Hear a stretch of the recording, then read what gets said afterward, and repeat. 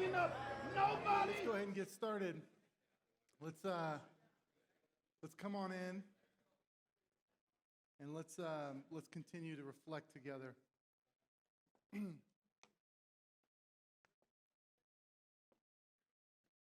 So I have a question to start us off. I'm going to need to get some of your participation.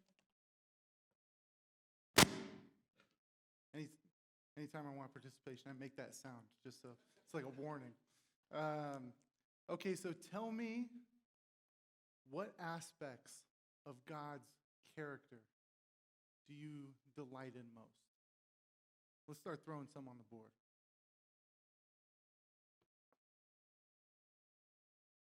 Love.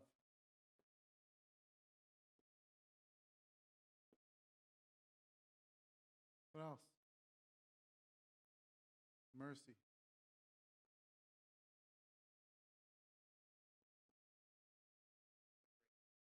Grace.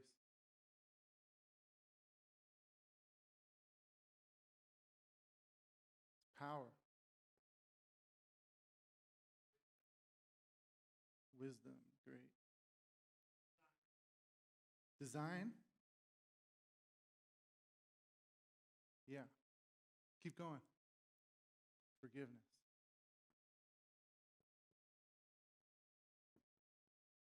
Faithful.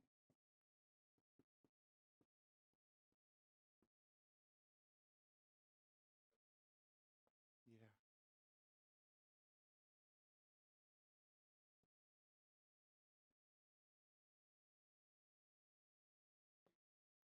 Humor. Great.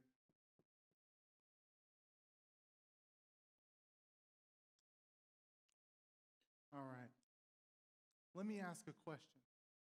These things describe who God is and what he's like. How do we know that's what God is like? Toss it out there. Tells us. How? In his word. That's an affirmation right there. Yes. He reveals these things to us in his word. But how do we have a reference for what those things are? How? Go ahead. Yeah. Relationships, yeah. In general revelation, in creation, God has displayed his attributes in creation, as Genesis 1, or as Romans 1 and 2 talk about. But God has put humans in this world as living analogies to display what he is like. In the beginning, in creation, in Genesis 1:26 through 28, it says, "Then God said, 'Let us make man in our image, after our likeness, and let them have dominion over the fish of the sea, and over the birds of the heavens, and over the livestock, and over the earth, and over everything that creeps on the earth.' So God created man in his own image. In the image of God, he created him. Male and female, he created them. And God blessed them. And God said to them, 'Be fruitful and multiply, fill the earth and subdue it, and have dominion over the fish of the sea, and over the birds of the heavens, and over every living thing that moves on the earth.'" The first mission that God gave humans was this stewardship mandate to reflect his image by cultivating his world. All of creation was made, and it was good. But when humanity was made, it was very good. Male and female, he made us in a unique way that we share some of his characteristics in a finite way, what he lives out infinitely. And in glimpsing humans and human excellence, you get a glimpse of what God is like. He's created us as little analogies of his attributes, little mirrors to display what he's like. So we could when we hear the word faithfulness and we reflect on God's faithfulness, we see it played out through the story of Scripture, but we have an understanding of what beautiful faithfulness is like when you see my friend Andy Carrillo, who's worked in the same neighborhood for 28 years as an insurance salesman, who in particular went to this neighborhood because it was underserved as far as insurance goes, and has poured himself out in that community and faithfully shows up to the same place, same time, every day. And as you see that faithfulness, there's something beautiful about it because it's an echo of what God is like. In glimpsing that, you're glimpsing something greater. The knowledge. When you see someone like a professor who has mastered their subject area, has read every book, and knows just about everything that can be imaginable about economics, or what'd you say, geochemistry earlier? Geochemistry. And you hear them speak, waxing eloquent about those things, and you're in awe of the knowledge. There's something incredible about that, and you like it and you delight in it because it's an echo of the God who is the source of all knowledge. Power. God is a powerful God. And we know power. We are able to describe power and catch a glimpse of power when you see something like a 747 take off. With the way that human hands have cultivated and created engines to propel this big metal thing into the air faster and higher than birds and carry little children across the United States, you're in awe of the power that's being displayed, and it pales in comparison to the power of God. And the stewardship mandate is to sink our hands into God's world and to cultivate it and create it in some way. It uses words like subdue and have dominion, but a lot of times people read those as very harsh and very violent words. It's language of rulership. And it's true, it is language of rulership. But when we think about rulers, we tend to think of the worst rulers in the world. Dictators, Genghis Khan, Joseph Stalin. But these words are being spoken to a world where sin hasn't entered into it yet. And so the only reference for what people have for what a ruler is like is God. And when God rules, he does it in such a way and has authority and dominion over us in such a way that we flourish. And therefore, subduing and having dominion isn't just to treat the world like this buffet, but to draw the potential out of it, to work it in such a way to where it flourishes socially, physically, spiritually, economically. This really is the work of our hands. Genesis 2:15, a little bit later, says that the Lord God took man and put him in the Garden of Eden to work it and to keep it. What I find so fascinating about this verse is that in a very real sense, God created the world in order for humans to thrive. He created a hospitable place for us. But he also created us for this world. He created us as his gardeners in the world, to work it and to keep it. The word, the two words that are used, to work and to keep.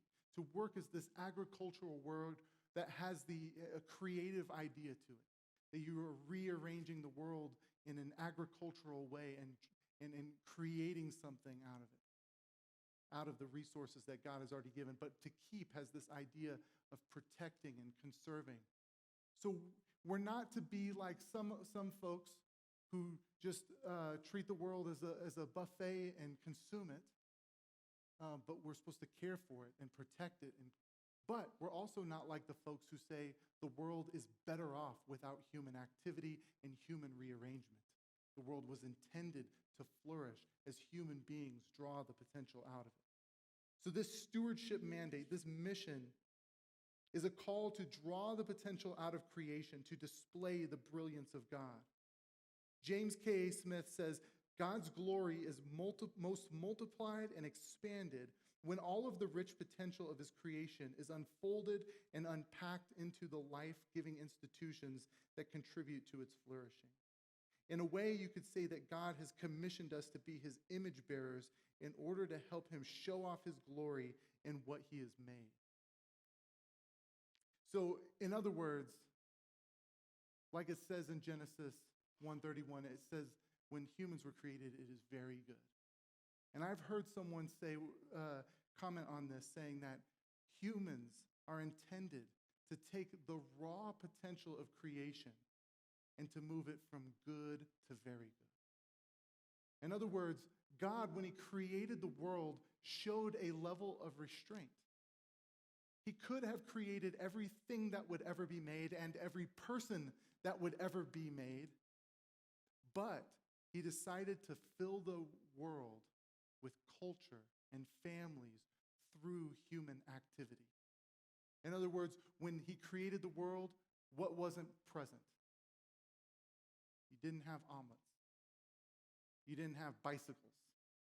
You didn't have an apartment. There wasn't like a bed for Adam and Eve, but he hid the potential for the bed in the wood of the trees. He hid the potential for the omelet in the chicken. You know, people say, what came first, the chicken or the egg? Wrong question.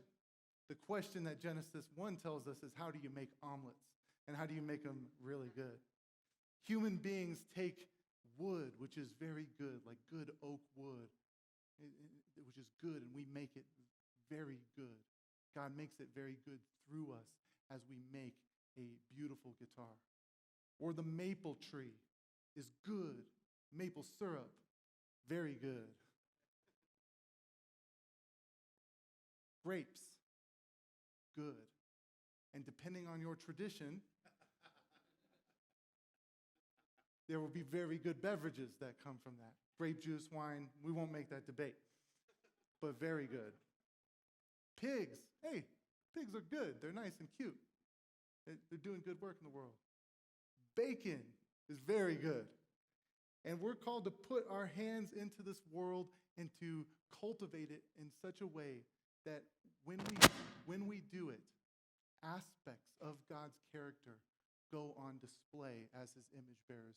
Wisdom and design and power and grace and mercy and knowledge.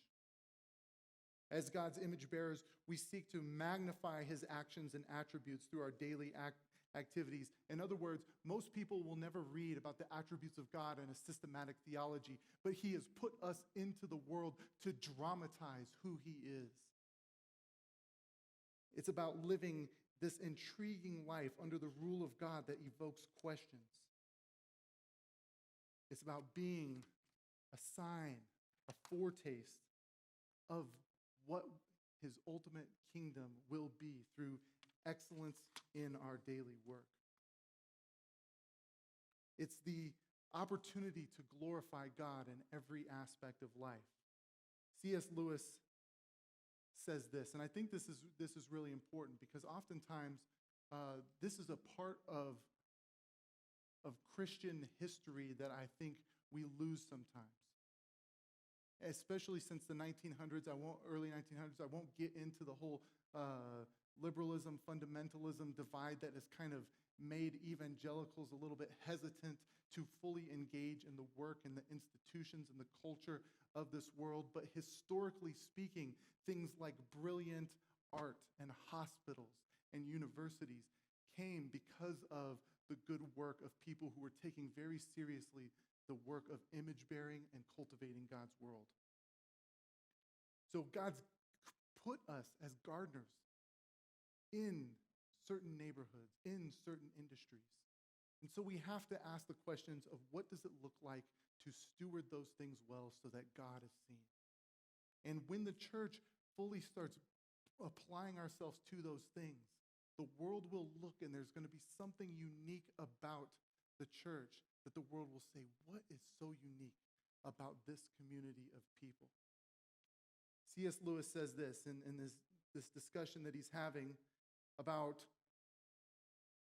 what would it take in order for someone to, they're talking about the nature of conversion, and he's talking about what would it take for you to really be rocked by like the Buddhist faith and to look into it. And he says this, he says, what we want is not more little books about Christianity, but more little books by Christians on other subjects with their Christianity latent.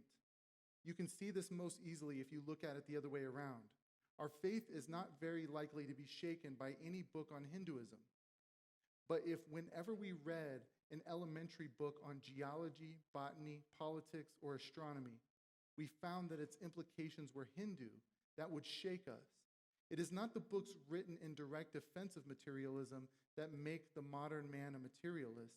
It is the materialistic assumptions in all other books. In the same way, it is not the books on Christianity that will really trouble him, but he would be troubled if, whenever he wanted a cheap, popular introduction to some science, the best book on the market was always by a Christian. If everywhere people went, they read the best novels and the people who crafted words with such care because they know the God of language happened to be Christians. If the best painting company in town was a group of people who know Christ and care for every inch of what they paint because they know that that inch belongs to God. If employers hired employees who they knew would be faithful to the work that they were doing because of the fact that God is faithful.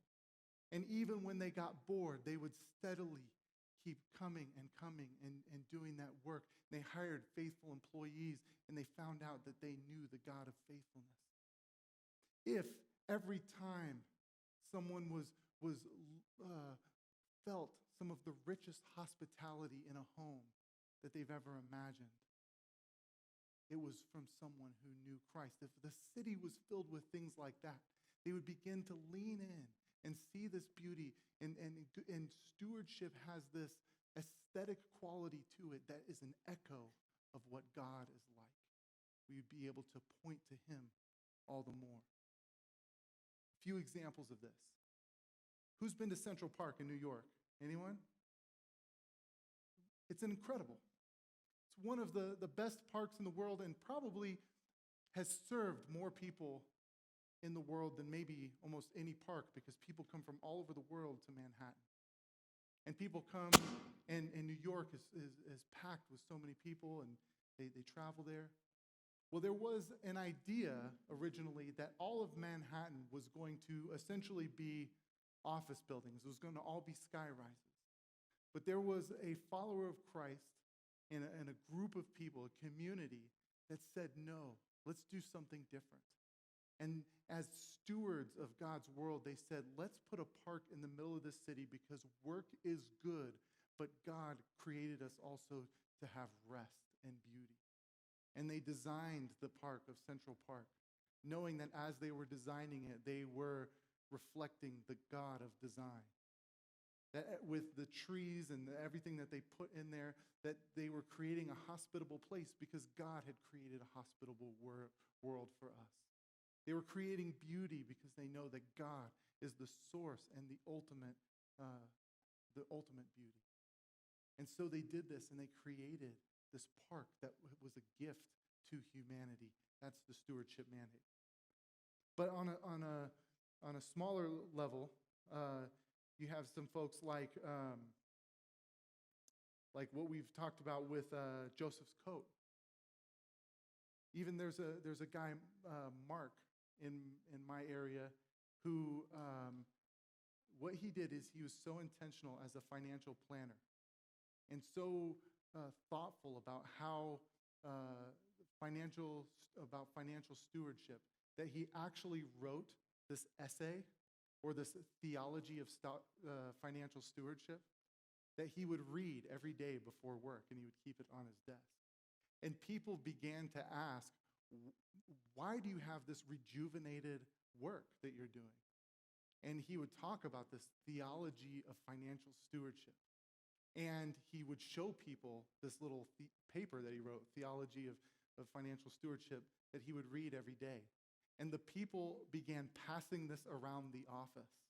And these financial planners ended up hearing the gospel through the lens of financial stewardship because of what they saw in the productive work of my friend Mark, who reflected the productivity of God. This is what the stewardship mandate looks like. So here's what we're going to do.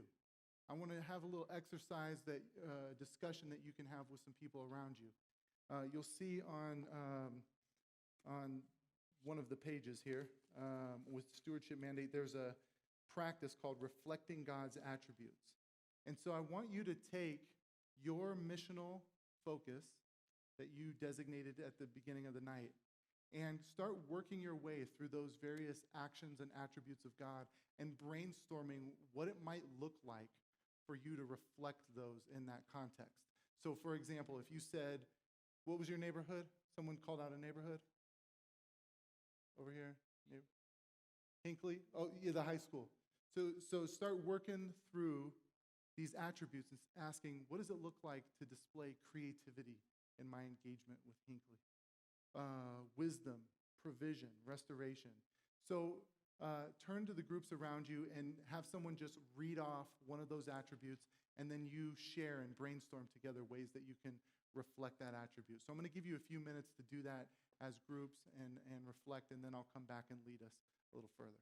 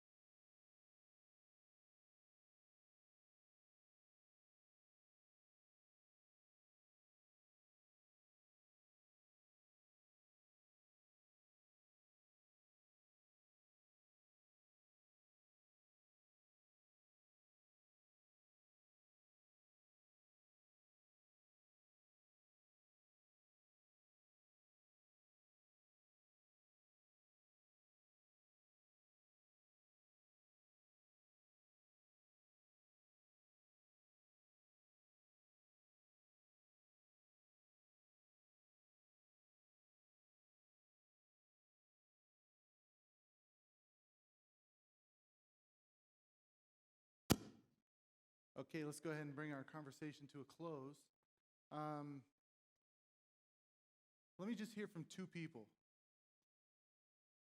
What did you discuss? What's an attribute that you're going to try to display in your missional context?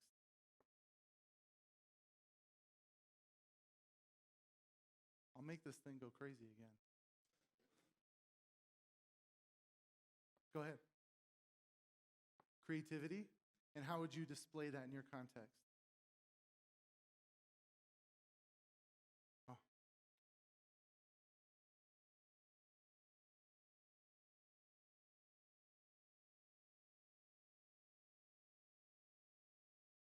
that's fantastic. Cooking, planning events, those sorts of things. That's great. One more? Go ahead.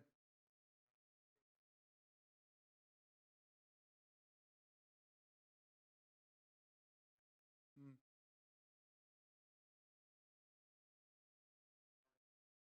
mm,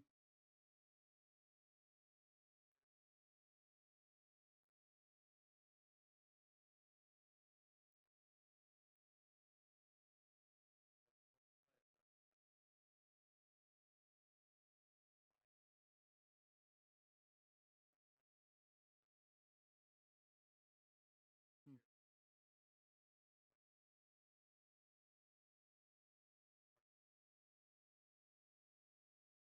That's really good. Thank you. All right, now let's talk about the service mandate. This thread that we see throughout Scripture that I think is one of the most unique things about this thing that we're doing called following Jesus.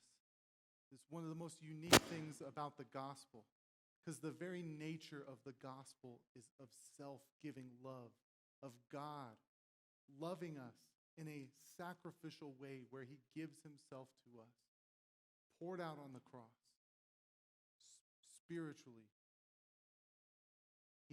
When Jesus hung on the cross, he felt the distance of the Father and cried out, uh, asking for, where is God in this moment? My God, why have you forsaken me? Socially, in that moment, the whole world, it seemed like, had turned against Jesus and even abandoned him in his hour of pain. Physically, enduring more pain than we could ever possibly fathom, he gave all of it and poured it out for us that we might be reconciled to God, that we might flourish.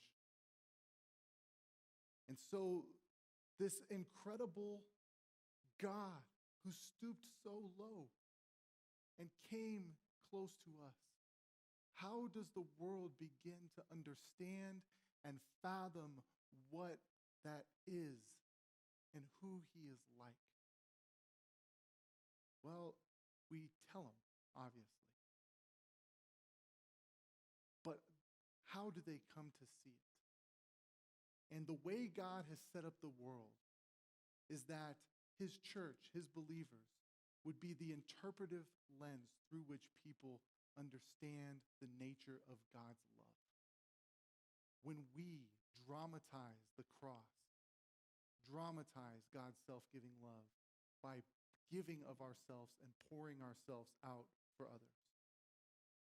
The definition of the service mandate is demonstrating the self-giving love of Christ by sacrificially serving our neighbors. Mark 10:43 and through 45 says, "But whoever would be great among you must be your servant, and whoever would be first among you must be slave to all of all. For even the Son of Man came not to be served, but to serve, and to give his life as a ransom for many." That greatness in the kingdom of God, as Jesus said, and Martin Luther King Jr. so eloquently echoed, that greatness in the kingdom is service. And not just service to those who can give something back to you, but sacrificial, life-pouring out service. What does this look like? It looks like the 2nd century Egyptian church, that when there was a famine in the land and people in Egypt were taking their babies that they knew that they would have a hard time feeding, and they would begin to lay them at the altars of these idols, believing that if they did that, that something good would happen to those babies, and they would abandon the babies at the altars of the idols. And the church got together and said, what must we do about this? And so they decided that any woman who was nursing a baby would continue nursing, but nursing the children that were left at the idols, at the altars of the idols. And so they'd go and they'd collect these babies that had been sacrificed, and they would adopt them and feed them and care for them. And they were addressing and providing relief for that moment, but then further, they engaged the system sacrificially. They began going out to the families and telling them and saying, don't put your babies on the altar. We have set up a team of women who will function as wet nurses, and they will feed your child. Just don't abandon them. And that's what self-giving love looks like. That's what the service mandate looks like. It looks like Maximilian Kolbe, whose great-great-niece goes to our church. And Maximilian Kolbe was a guy, I think he was a priest in World War II, that was involved with hiding Jewish people. And one day he was captured, and he, along with several of his comrades, several people that were helping him, were captured. And they lined him up, and they counted. They counted them, and then they took the even numbers, and they said, shoot the people with the even numbers. So 2, 4, 6, 8, they would be shot. Maximilian Kolbe, fortunately, was an odd number. He was going to be spared that day. But there was a man sitting next to him who was standing next to him, who was in tears, who had a family that he was worried about, and was wrecked. And Maximilian Kolbe pulled him to the side and took his place and was shot instead of him. Seeing that in that moment pales into comparison to what Jesus did for us. But that right there dramatizes this unique self-giving love of the gospel. 1 Peter 2:21 says this. If you want to know what your calling, it says in the course of this broader argument, it says, for to this you have been called, because Christ also suffered for you, leaving you an example that you might follow in his steps. And it's this broader argument in 1 Peter about enduring suffering. You want to know your calling? Your calling is to pour yourself out for the sake of another, following the footsteps of Christ and his example, to display the nature of that love to the world. And when we do this, this self-giving love, it manifests the life and death of Jesus to the world. Let me tell you a little story of something that happened in our city in May that was frankly incredible and unexpected. So May 26th, 27th, I hear about something that in our city, a guy is coming to town, and he's really angry at Muslims. And so what he's going to do is he's going to organize this big rally where they're going to burn Qurans outside of the mosque. They're going to draw pictures of Muhammad doing some of the most lewd things that you could imagine. They're going to yell and scream at the Muslim folks who are going in and out of the mosque, and they're all going to bring guns. And I'm not talking small guns. I'm talking AR-15s and bulletproof vests and all these things. And they're organizing this big rally to surround the mosque and do these things. And they're expecting hundreds and hundreds of people that signed up on this Facebook page. And I'm disgusted by it happening in my city. So I do my civic duty, my contribution to the mission of God, and I posted my disgust on Facebook and then just wash my hands with it, right? That's what we usually do. That's my little activism. Said, I do not like this. Send. Done with it. But a few hours later, I came back and someone said, this is in our city. And we can't just have things like that happen in our city without at least thinking about doing something. Oh, and by the way, Jim, aren't you friends with the president of that mosque? If you're friends with him, aren't we sort of implicated to do something? And so I reluctantly said, yeah, you're probably right. So I called up the president of the mosque with another friend of mine from another church in town. We sat down with him, and we had built such rich relationships with the Muslim community over the years that they genuinely trusted us. We have this unique thing going on in Phoenix where we do like dialogues and we do things for the city together, but we do it in such a way where it is on the table that it's very clear that we don't believe the same things, that we want you to know Jesus, and that we want that more than anything. But we'll still partner with you, we'll still dialogue with you, we want to get to know you. And they say the same thing. We want you to become Muslim so bad, but we will partner with you, we'll dialogue with you. And we built these relationships of trust. And so what we kind of came up with is he said, why don't we, you guys have a few people come.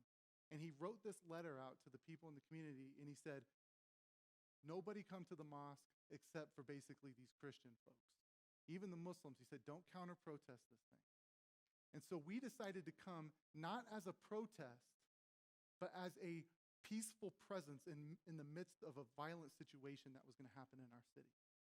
So the first thing we did is we got there earlier than the guys with guns did. And we lined up on the sidewalk that was closest to the mosque so that we would be the first faces that they saw when they were coming out. And they would be like smiling faces in the name of Jesus.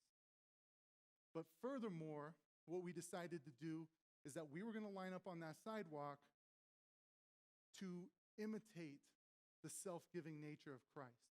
In other words, we were going to put ourselves in physical harm, put ourselves in between the folks with the guns and our Muslim friends, so that if any shots were fired at our Muslim friends, the bullets would have to go through us first. So, as you can imagine, sending out this invitation to people, you don't expect a lot of people to show up to that party, right? So we show up there, and immediately what we try to do is disarm the situation with a little humor. I go over to like the leaders of the guys with guns, and I go over there and I start talking to them and just basically saying, hey, I don't want to ask much of you. I know you're pretty busy right now, but I just have one simple request. And they're like, yeah, what is it? I'm like, please don't shoot me. It would ruin my weekend if I got shot this weekend. Furthermore, if you start shooting, I'm a fat guy. They're all going to run behind me, so I know I'm going to get shot. So we're starting to laugh, and we're cutting the tension a little bit. And we go line up on the sidewalk, and then all of a sudden, you start seeing hordes of people in blue shirts. We told people to wear blue shirts. And about 200 to 250 people came from about 15 different churches all over the city to line up in front of this mosque, to put themselves as a human shield for the bullets that might come, and to be a peaceful presence. We weren't yelling at anything. We were telling people not to yell anything. Some other like anarchist guys showed up and they started yelling stuff, but we didn't know what was going on with that. But just the more yelling that happened, the more we just prayed. And the beautiful sights that I saw were like this 18-year-old girl who was like, had never been like 9 yards out of a suburb in her life, standing in front of a guy with AR-15 and like a skull mask, screaming vulgarities at her, and her just praying for him. And what happened through the course of the night was incredible. We had a group of people that we didn't even fully plan on this, but they started taking the ice-cold water that we had and bringing it over to the other side with the people with the guns and engaging them in conversation. And ISIS was like tweeting about this throughout the day saying, like, you shouldn't be there because it's going down, like there's going to be blood spilt. So here you have ISIS tweeting about stuff. You have a bunch of folks with heavy like AR-15s. And then what happened at the end of the night? Not a single shot was fired. Not a single punch was thrown. Not a single person was arrested. The night just calmed down. Several of the folks on that side went and apologized to the people in the mosque, and the night was over. And I'm telling you, I have had friendships with Muslims for a very long time. I lived in Turkey for 3 years, and I have never had as many opportunities to articulate the nature of the cross, which Muslims do not believe in, since that day, where I even get invited to speak to these large groups of Muslims and things, and answer the question of why were you doing what you were doing that day when you put yourself in harm's way for the sake of our community. And it's things like that that begin to show the world what the cross is like. Colossians 1:24 says, Paul says, that in his flesh, he is filling up what is lacking in the afflictions of Christ. Now, if it weren't coming from the mouth of Paul, you would feel like that's probably heresy. What's lacking in the afflictions of Christ? Like, what about the cross is lacking? Start saying stuff like that, and you're going to get the heresy tag thrown on you, because what he did on the cross was absolutely sufficient. But the only thing that's lacking is the presentation of the news of what Jesus did on the cross to the people who need to hear about it. And how does Paul say he fills up what is lacking? It's in his own flesh, in his own suffering. So this mandate, the service mandate, is the call to look at our lives, to look at the things that we generally give to ourselves and think about how we can creatively and sacrificially pour them out for others. This can range from interpersonal interactions to engaging in big institutional issues and structural issues. And this is not going against the idea of Sabbath and of rest and of enjoying God. But this is actually what the Sabbath is for. We rest, we enjoy God, and he renews us and restores us so that we can be people who go pour out ourselves and reflect the cross. This self-giving service should be thoughtful, creative, helpful, not just a gesture. And what's brilliant about Jesus when he gives the great commandment to love God with everything we have and to love our neighbor as ourselves is when he says, love your neighbor as yourself. That seems like this harmless, nice saying that your aunt stitched in some little crochet thing and has it up in your house. But what really that is that is the most genius, brilliant strategy for love. Because essentially what it's saying is, in love your neighbor as yourself, it's saying go be creative, innovative, thoughtful people when it comes to love. Go be the Steve Jobs of sacrificial love. Go be the Elon Musk of sacrificial love. Because in order to obey that commandment, you have to take stock of how you love yourself. You see, Jesus is assuming here, and the Bible assumes here, and when it's quoted throughout the Bible, that you are already a master of loving someone. It's just you're a master of loving yourself. Think about all of the things that you angle toward yourself. You have money in your bank account. You have a house.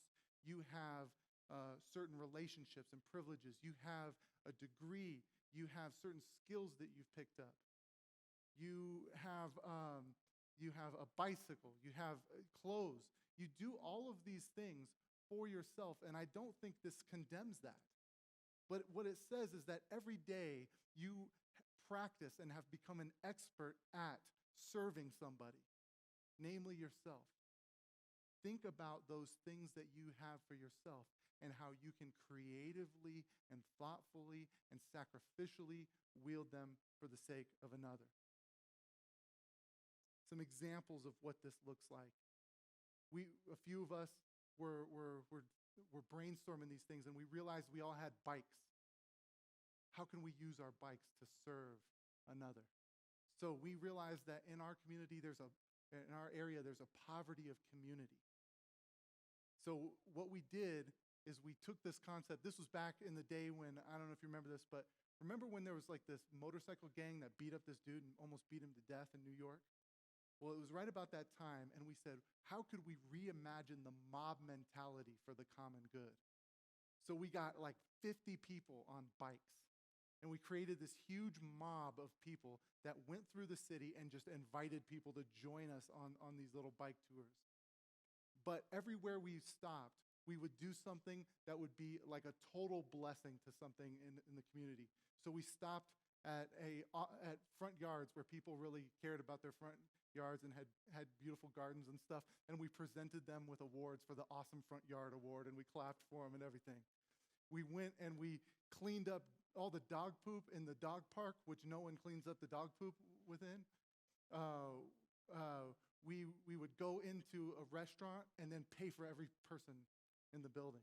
And then we would engage people in Tempe trivia and these sorts of things. We were reimagining what we could use this bicycle for that had only been for our own self-service, how we could use it to create a sense of welcome, of community, of hospitality, of blessing within the community. So it's these sorts of things. Another example, there was someone who I know who is really gifted with languages. And they are a linguist, and this is how they live out the stewardship mandate. But they were asking, how can I leverage this gift that I have to be a blessing to my neighbor? Well, what she decided to do is she decided to learn Somali Bantu.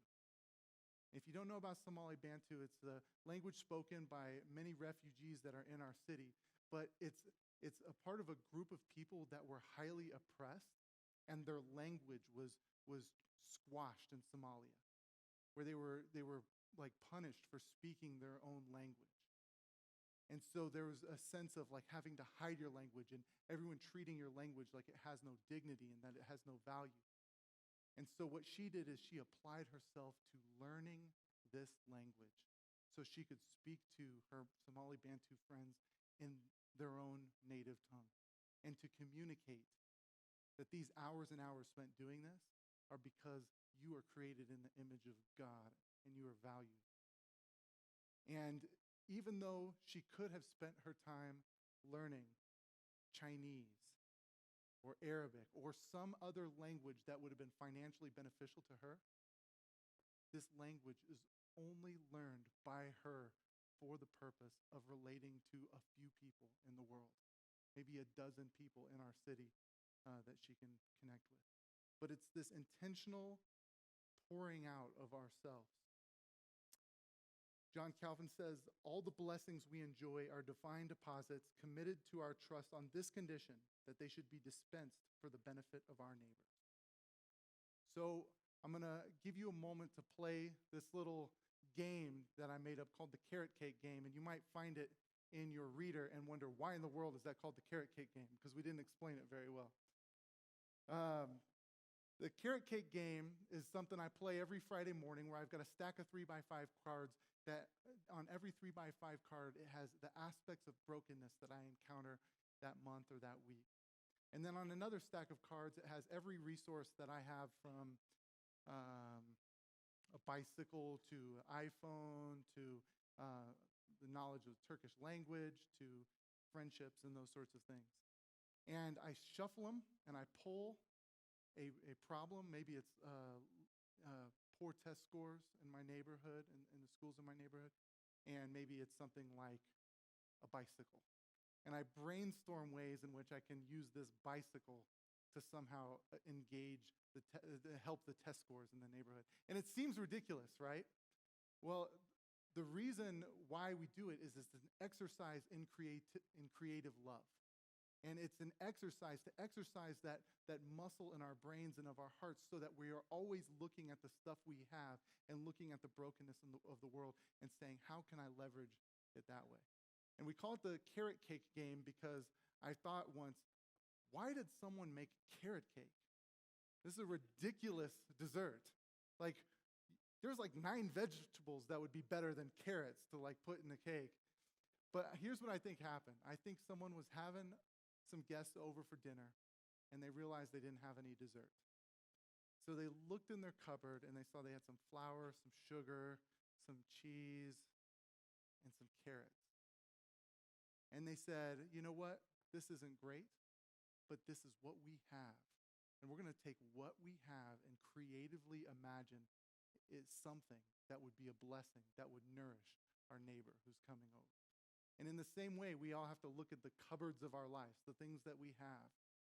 And maybe it's not millions of dollars, and maybe it's you can't speak 5 languages or whatever, but you have stuff that God has given you as a blessing to give for the sake of your neighbor. So we're going to play that in groups real quick. And so I want someone to call out a few areas of brokenness in the world.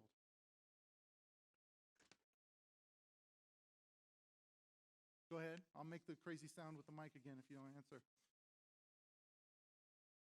Homelessness. All right.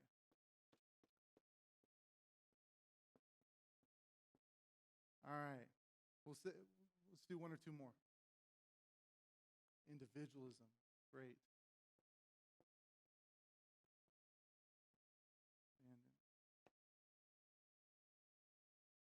All right. We're going to throw a few things. We're going to say a bicycle,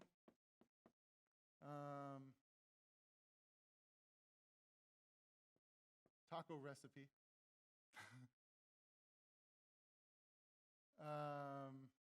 and a spare bedroom.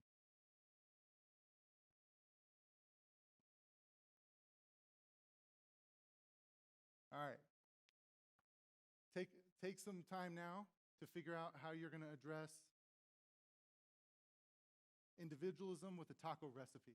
So discuss with your neighbors and kind of come up with some creative ideas with that.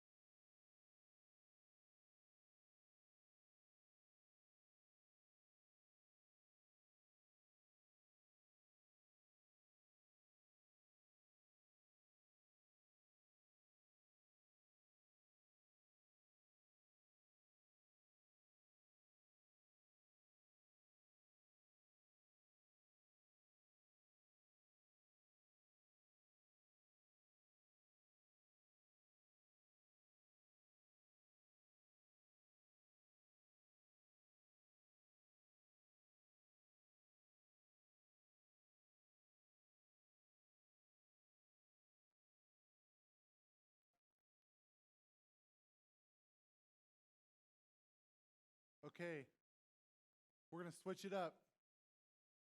Now use your bike to address homelessness.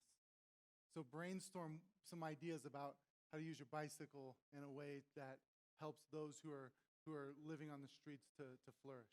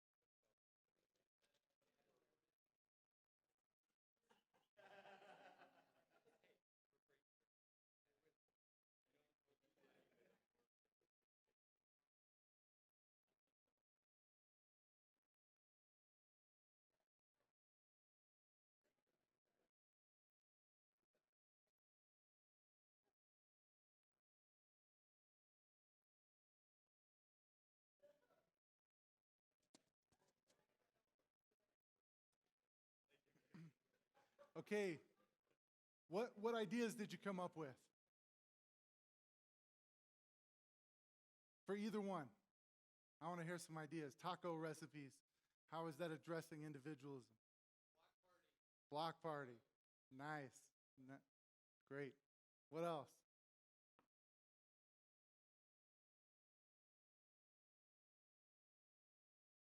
Anything else? True. That's true.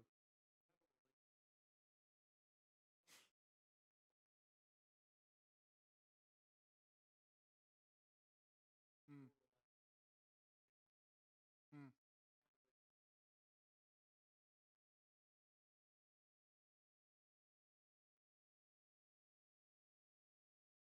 yeah, yeah.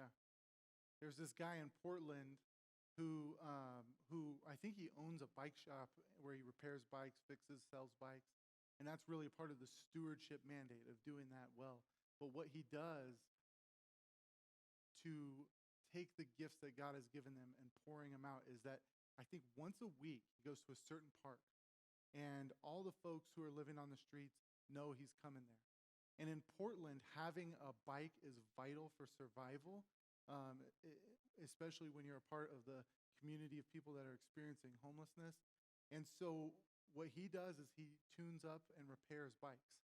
And as a part of the friendships with them, he just fixes their bikes to help them a little more. And it's just a way of just saying, what do I have that can be leveraged for the sake of another? Now let's move to the speaking mandate. The speaking mandate, proclaiming the unchanging gospel by relying on the Spirit in a particular context. So the gospel, this good news here, is unchanging because it's rooted in historic events that actually happened. And we're proclaiming those and the implications that it has for all of the world. But in doing so, in articulating the gospel, we need to rely on the Spirit because we're in all kinds of different contexts. If you look at the first half of the book of Acts, you will see the way that Peter and Paul, the way they articulate the gospel, is very different than what they do in the second half of Acts because the context is different. To the Jewish people, they show how Christ is the key to all of the Old Testament history and how all of these things were pointing forward to Christ. And then in the second part of Acts, in particular, like Acts 13 and 17 and these sorts of things, they're showing how all of creation and the good, true, and beautiful that people are seeing in creation is ultimately the source of it is the one true God who's revealed himself in Christ. And so we are all in a number of different contexts. And I think what this mandate calls us to do is to be thoughtful and intentional about how we articulate the gospel in the context so that we're addressing the questions that people have to which Jesus is the answer. I really think that this call to verbally proclaim the gospel is not the call to just memorize a method that somebody developed in a different time and place that was really helpful and effective, but is to look around where you are and listen and ask questions and to reflect and say, what does it look like to articulate the gospel here and now? And I think that's what the biblical witness is as well about how we are to proclaim the gospel. First thing that should be said, Romans 10, verses 14 through 17, makes it very clear that the gospel is proclaimed by words. When you hear the people who kind of misquote Francis of Assisi saying that preach the gospel always and when necessary, use words, it's often misquoted in such a way where it devalues the verbal proclamation of the gospel. And listen, God chose to make this message known through the articulation of it by his people. And we get to join him in that aspect of his mission. The most beautiful news that people will ever hear gets to come through your lips. The invitation of God to people who are alienated from him, that they can be reconciled through the work of Christ. That gets to come through your vocal cords and your lips. What a gift.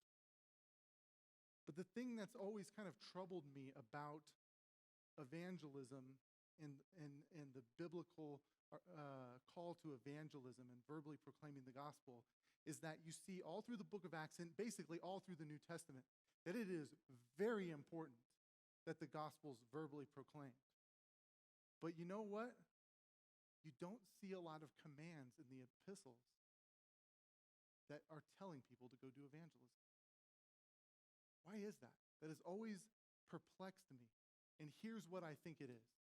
I think that the church in that day was so fully living out the stewardship mandate and so fully living out the service mandate that looking for evangelism opportunities was not a problem.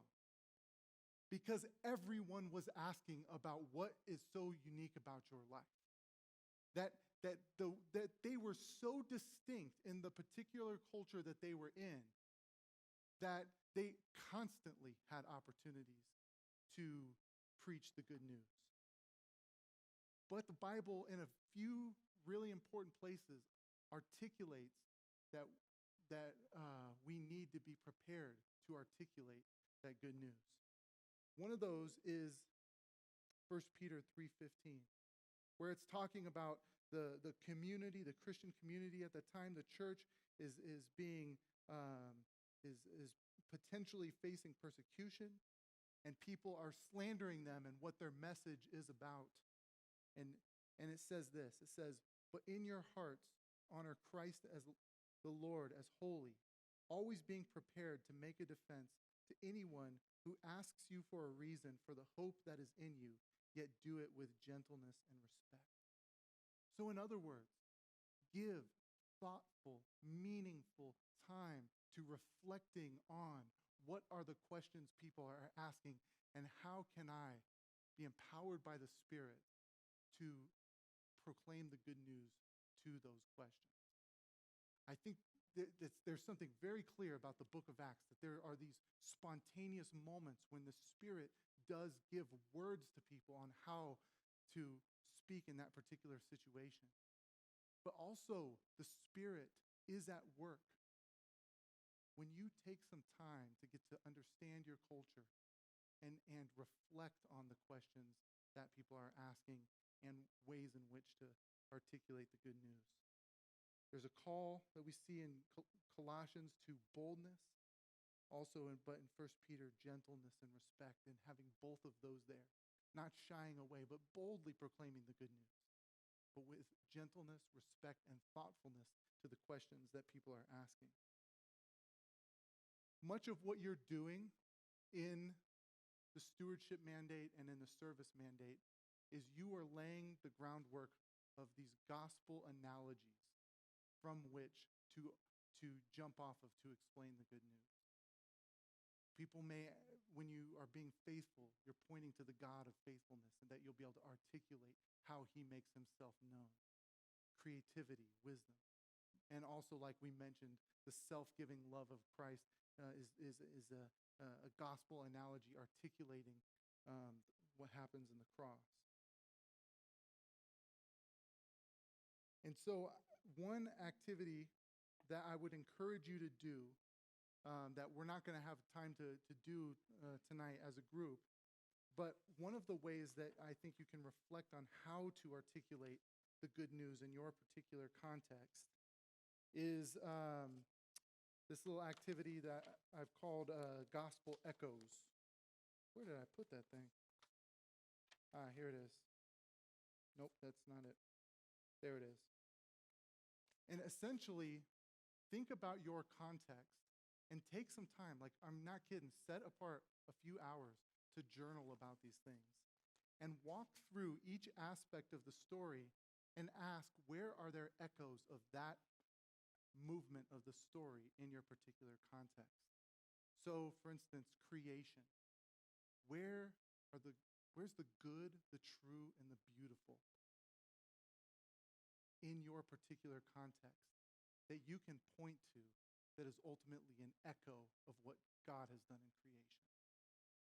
Whether it's the brilliance of a who's the guy?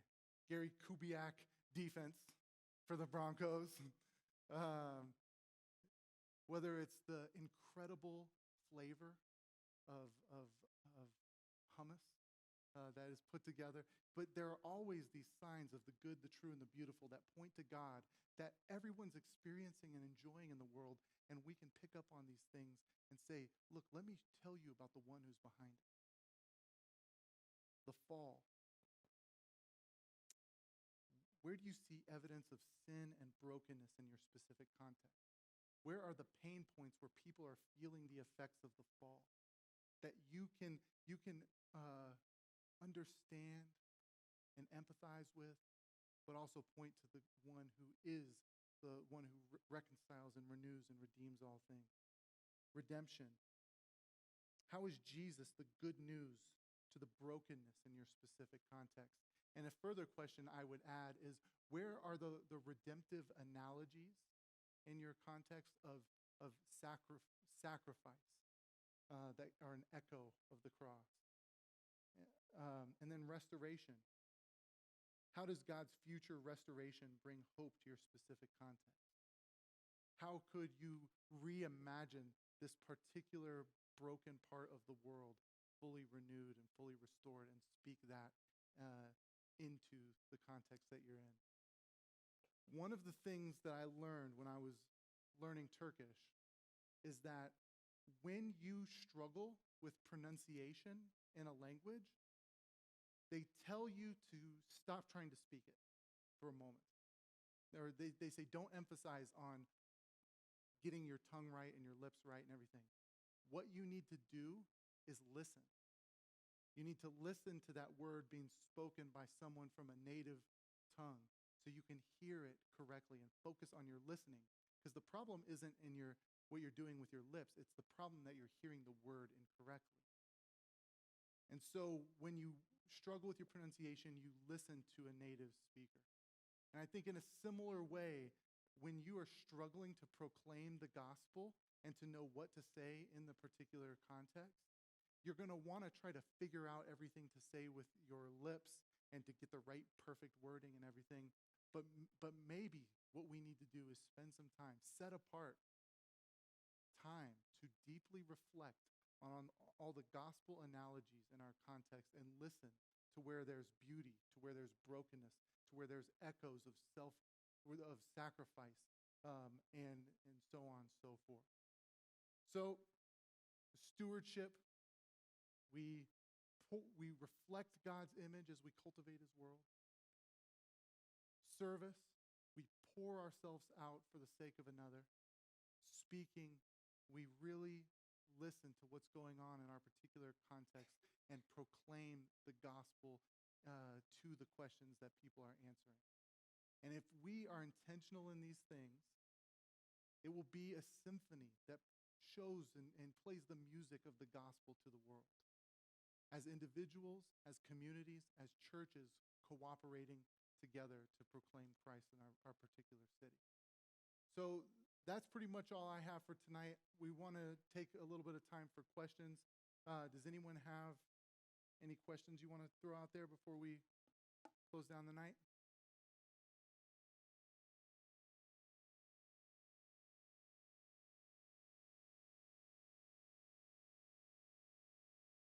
Cool. Let me go ahead and close this in prayer.